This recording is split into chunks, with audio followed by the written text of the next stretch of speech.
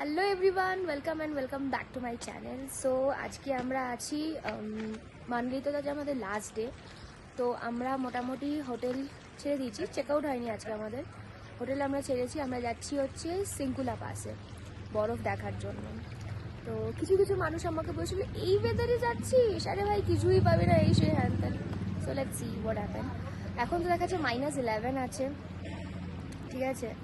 And এখানে আমরা এখন শিশুগ্রামে আছি। আমরা এই যে এই ওয়েদার, জাস্ট ভিউটা দেখো। ওদিকে আর আমি যাচ্ছি না, কারণ অলরেডি আমাদের অনেকটা লেট হয়ে গেছে শিশুগ্রাম থেকে এখানে পৌঁছতে। মানে সিঙ্কুলা পাসে পৌঁছতেও প্রায় অনেকটা টাইম লাগবে, আর যত লেট করো তত প্রবলেম হবে। সো এখানে আমরা জাস্ট ব্রেকফাস্টের জন্য নেমেছিলাম, একটু ম্যাগি আর ডিম ভাজা খেয়েছি, একটু চা খাবো কারণ চাটা ম্যান্ডেটারি।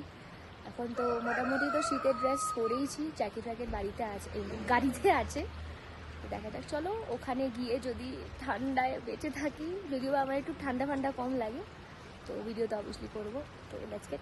এই যে আমাদের বরফ এখানে, আর আমাদের অবস্থা খারাপ, আমি আর পারছি না, কারণ ওইখানে গাড়ি দাঁড়িয়েছে, ওখান থেকে আমরা হেঁটে এলাম। এখানটা বরফে যাওয়া একটু বরফি রয়েছে। তোমাদের অবস্থা কিরকম? এই যে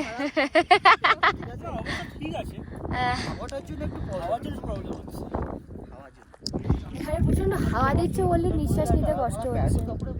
আর this video only those people যারা বলেছিল ভাই এই ওয়েদারে মানালি যাস না, কিছু ঠান্ডা নেই, কিছু নেই। মানালিতে 2-3 ডিগ্রি ঠান্ডা প্লাস বরফ তো পেয়ে, আর বলছিল বরফ পাবি না তোরা, বরফ তো তারা হবে না। সিঙ্কুলা পাশে লাদাখের বর্ডার, এখানে লাদাখের কাছাকাছি এসছি, বাট স্টিল সবাই ডিমোটিভেট করেছিল। কালকে এতটাই রাতে এসেছি, মানে রাতে না মোটামুটি এসছি, আর কালকে আমাদের এতটা মানে ধকল হয়েছে সিঙ্কুলা পাসে যাওয়ার পর, মানে বরফ মানে প্রচণ্ড, মানে যেতে আসতে আমাদের 10-11 ঘন্টা লেগেছে। প্লাস ওখানে বরফের জন্য, মানে বরফটা যেখানে ছিল সেখানে কোনো প্রবলেম, সেখানে আমরা জাস্ট একটা পাতলা হাইনেক পরেছিলাম, বাট ওখানে যেতে গিয়ে আমাদের অবস্থা খারাপ হয়েছে।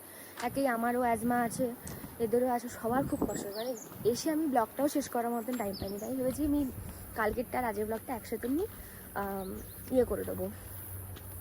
তো আজকে এখন সকালে উঠেছি, ব্রেকফাস্ট করার জন্য এসেছি। আজকে হচ্ছে আমরা মানালি থেকে কাসল যাব, তো সেখানেও অনেক সাইট সিন আছে। আর এখন আমরা এসেছি আপেল বাগানে।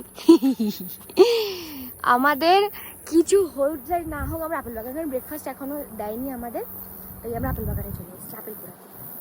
আমরা গাছ থেকে আপেল পারি না, নিচে অনেক, এখানে প্রচুর আপেল পড়ে থাকে, সেই আপেলগুলোই আমরা নিই। তো এই যে আমার আপেল কুড়ানির সঙ্গী, আর একজন অলরেডি আসছে, আরেকজনকে খবর দিয়েছি আমরা। চলো আপেল টাপেল করে আমরা এখন রেডি হয়ে গেছি, সমস্ত কিছু লাগেজ আমাদের প্যাকড কমপ্লিট।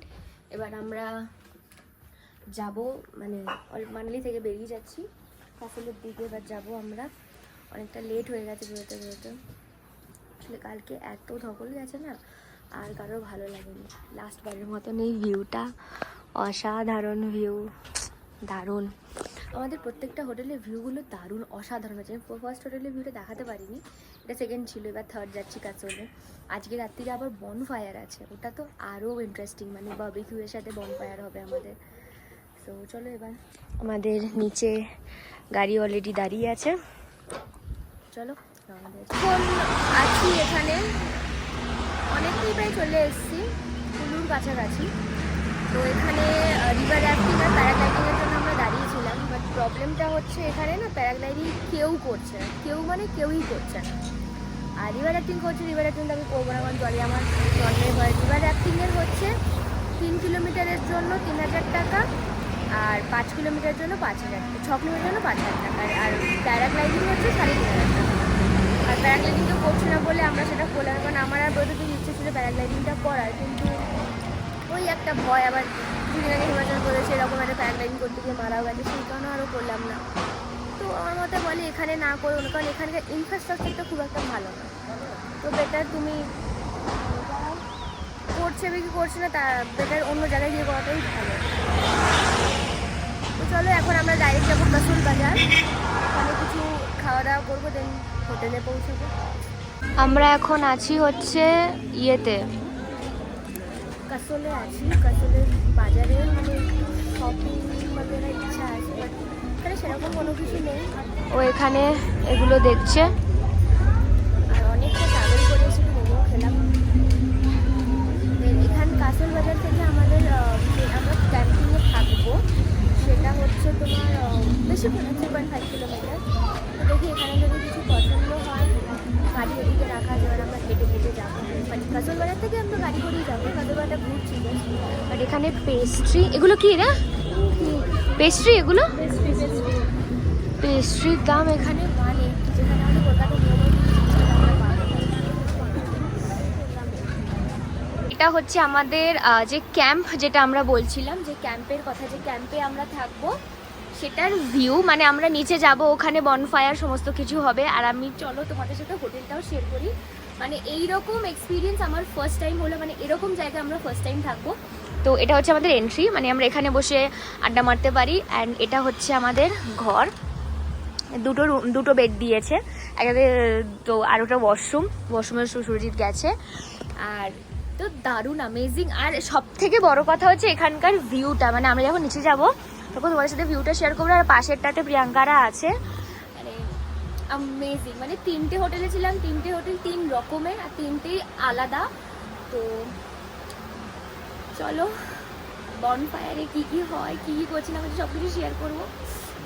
আমি এক্সাইটেড যে ভিউটা শেয়ার করবো। এবার কালকে বারবিকিউ তো যথারীতি আমি ব্লগটা নিতে পারিনি, তো তাই জন্য হলাম এটাকেও এবার আমি কন্টিনিউ করে দেবো। আজকে যেহেতু লাস্ট ডে আমাদের, তো তোমাদেরকে ভিউটা দেখাতে পারো। এই দেখো, আমি জানি না কতটা কি তোমরা দেখতে পাচ্ছ, ওই যে পাহাড়, এইটা ওখানটায় গেছিলাম, নদীর ওখানটায়, বাট এখন আর যেতে ইচ্ছা করছে না। এইখানে বসে এখন আমি ময়েশ্চারাইজার মাখছি, কারণ আমার স্নান ফান সমস্ত কিছু ডান। তো এখন এবার আমরা বেরোবো এইটা ছেড়ে। তো আমাদের শেষ ট্রিপ। এবার এখান থেকে কাসোল থেকে আমরা এখন চণ্ডীগড় যাব, চণ্ডীগড়ের দিকে যাব। সেখানে যেতে যেতে আমাদের মোটামুটি 6 থেকে 7 ঘন্টা লাগবে। তো রাস্তায় মানিকরণ পড়বে, গুরুদ্বারা পড়বে, কিছু কিছু সাইট সিন পড়বে, সেগুলোই দেখবো। আর আমরা ভেবেছিলাম শর্টস পরবো, মানে ওয়ান পিস পরবো, আর ভালো লাগবে না, মানে ওটা একটু ফিটিংস না, আর কমফোর্টেবল জিনিস না পরলে এতক্ষণ জার্নি আর করতে পারবো না। আমার তো এই জায়গাটা আমার সব থেকে দারুণ লেগেছে, কারণ এরকম পাহাড়ের সামনে নদী বয়ে যাবে, আর আমরা কালকে ওইখানটায় বসে আড্ডা মেরেছিলাম ওই জায়গাটা, কারণ প্রচণ্ড ঠান্ডা, নিচে ডিজে বাজছিল, সমস্ত কিছু হচ্ছিল। তো চলো রেডি শেডি হয়ে